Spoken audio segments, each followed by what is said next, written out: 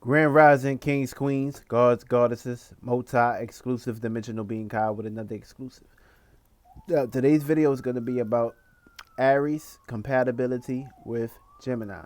Now, Aries is the first zodiac sign, a fire sign, a cardinal sign. Now, fire, you know what fire is. Fire loves to move. Fire burns. Fire runs the reality. Now, fire is passion, motivation, dedication, of course, ambitious. And of course, you got Mars here, which is also dealing with energy, willpower, intent, motivation, dedication, concentration. And of course, you also got our good old Geminis here, which is two sides to the personality, two sides to the coin, two sides to the spectrum. Mutable air, being able to adapt to their way of thinking and communicating, also other people's ways of thinking and communicating, being able to switch up their flows, switch up their styles, switch up their personality, and of course they can do this with Keen. So that means they can adjust. And they have many personalities, which means they can come to you in many different perspectives. That's why they call Gemini's two-faced. But of course, when we're talking about Gemini, this is also Mercury, the way we think and communicate, intellect, interrational, also rational, logical, left brain. Aries is the right brain. But of course, we both have two brains, aka we have many brains all the way from the head to the toe. And of course, your eyes are brain. And of course, when we're talking about this spectrum with Aries and Gemini, now this is two masculine zodiac signs, and also they are compatible. Also, this is a sextile, which is a 60-degree, which is opportunities. So opportunities to make a dream come true, whether it be a relationship, a partnership, a goal, or a circumstance situation where they can come together and work on something. Now, of course, when you got Aries and Gemini here, sex is wonderful. Now, when we're talking about sex, this is talking about the likeliness, also interaction, also connection, also intercourse. Now, this plays out on a whole higher magnitude. Now, Aries is more passionate when it comes to their sexual desires, dealing with that perspective. Now, you got a Gemini here. This is also another sign that's wonderful in bed. And also, they have many ideas. So, when these two have sex, that means their ideas can run very wild, high, also. And of course, as long as these two can cope together, get with the program, and not play into opposite energies as in opposite sex, everything will basically be all right. Now you will have Gemini a little play light when it comes to sex, and of course you will have Aries a little too serious when it comes to sex. So that's one thing when y'all are having sex. I gotta make sure y'all on the same frequency, vibration, energy. This way you're not creating a demon into your perspective, which this relationship can work. You know what I'm saying? You got two zodiac signs here, which is pretty much playing with the intellect, and also you got another zodiac sign that's dealing with assertion. So when it comes to communication, a Gemini strives for that. A Gemini wants that. A Gemini needs that in order for things to keep moving and flowing. Now, if a Gemini is not getting communication, which is communication is key in a relationship, no matter what, if you're in a relationship, intimacy, or if you're in a relationship with a partnership, teamwork make the dream work. So if you're not communicating with the Gemini is not going to really be able to actually coexist with you. They may have to move on or basically find someone that they can communicate with. And it ain't about a circumstance situation about cheating or anything like that. It's just that's just who they are. They need their mind to be grasped towards higher thinking, higher intellect, higher communication as to where people, places, and things can be able to fulfill and basically embrace their mind or pick at their brain, or they can pick somebody else's brain. This way, teamwork with the dream work.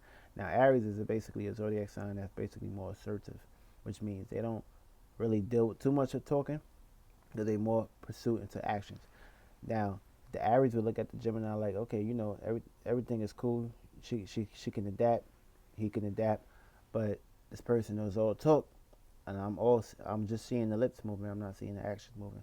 So this can be a circumstance situation of that perspective. Gemini will look at the Aries like, okay, you're a little too aggressive, a little too passionate. Calm that little fire down a little bit, just a little bit. But of course, this is also an ego perspective, and of course, the sun is exalted in Aries, so that's also we're dealing with the sun of Leo. That's also fixed fire too. So you also got fixed and cardinal in this perspective, which means without the sun, you won't be able to have a physical body to be able to have the sun shine on you. And of course, you don't really need the sun because you came into this world without the sun. But of course, the sun is your actions, which are being expressed and which are basically pushing out. Also, another thing too, when it comes to these two zodiac signs, y'all have to have something fulfilling going on within between the both of y'all. If something is boring and superficial, then it's not gonna really basically resonate, and things is not gonna be moving like the ball. See now, Aries will look at a Gemini like they too superficial. After a while, if they begun too much talking and not showing them no representations or backing their words up for me. And of course, this is also a position where a Gemini can teach the Aries not to be too impulsive, learn how to communicate, and bring air to the perspective. Because Aries is all fire, and air is basically a Gemini's go-to matter, aka they natural alignment. And without air, you won't be able to actually utilize all the three other elements, because you need air to be able to actually get your point across. You need the air to breathe. You need the air to be alive. So basically, the Gemini will give air to the Aries, and the Aries will give fire to the Gemini, which they can use more passion, more motivation, and intent with their word, and especially when they're trying to get it across, and not sound like they too, stuck into one position and not being able to present themselves or express themselves in a higher way. And these two zodiac signs, they go very well. For me, it's really no issues. Only thing is the trust issues. Aries would look at a Gemini like it may not be able to trust the person because they talk too much, and of course the Aries would be very bossy, very controlling. Also probably a narcissist, as to where the Aries want the Gemini all for themselves. And you got to understand and understand you can't trap air.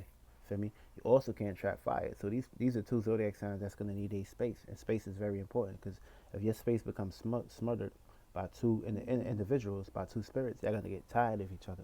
And if y'all going to get tired of each other, then what's the whole purpose of y'all being together or hanging out? Then this is where the relationship can basically flourish. The Gemini will want to basically hang out and chill and be cool, but also want to hang out with their friends or their groups and basically move around and get around. Aries don't really like to run into packs or go into packs or hang around groups like that. They like to do things on their own and be very independent. So of course, Gemini will try to get the Aries to come out. The Aries will be like, nah. But then again, the Aries will not want the Gemini to go out. The Aries will pretty much say, let's just do something together, or just basically be intertwined together. So it'll play out in a higher magnitude as far as these two individuals. It'll play out into many positions. I mean, also they value two different things too. You know what I'm saying? Like these are two zodiac signs that value different perspectives. Like they got their own interests and they got their own ways of looking at things. But you also got to look at the zodiac sign Venus and see where that's at, because Venus is love, appreciation, and values. Now, if they Venus is two separations, then things may not click very well. You have to find out where that Venus is at to see where that person truly love and appreciate. And also, you got to also check their rising sign and check what house is in when we're talking about the seventh house, which is relationships and relating. Because if you know how to get into these perspectives, you won't make mistakes. Y'all won't have no up and downs, and y'all will be able to actually have a stable relationship, have a relationship where y'all can basically meet face to face and have no disagreements or arguments or backlash towards one another. But as far as everything plays out, for me, the Aries will let Gemini do his thing. Gemini will let the Aries do his thing as far as presenting themselves. As long as things is not superficial, things is not stagnated, things is constantly moving, for me, everything will be able to actually flourish and go very smooth like the waters. But if things don't really play out to these perspectives, then they can become different. Also, Aries is emotional sign too, which means they deal with the feelings and the seeing, which is the visions, the fire, of course. Also, Gemini, they don't really basically deal with this. They deal with more of the left brain, logical, rational. They don't really know how to present their feelings and emotions. And when the Aries want the Gemini to do this, the Gemini may not know how to do this in a presentable way, which would make the Aries feel, kind of like offish, as far as like, okay, why you not showing your true feelings for me? What are you hiding? Like, why are you acting like this for? I need to see your emotions. And if these emotions are not being matched by the Gemini with the Aries will feel the need to basically move on or basically go after someone else. Also, that goes back to the trust issues. This relationship, if y'all don't have trust in your relationship can end. Not saying that the relationship can't work. It can work. Anything can work. Every relationship is compatible. But if y'all in a relationship for the right reasons or the wrong reasons though.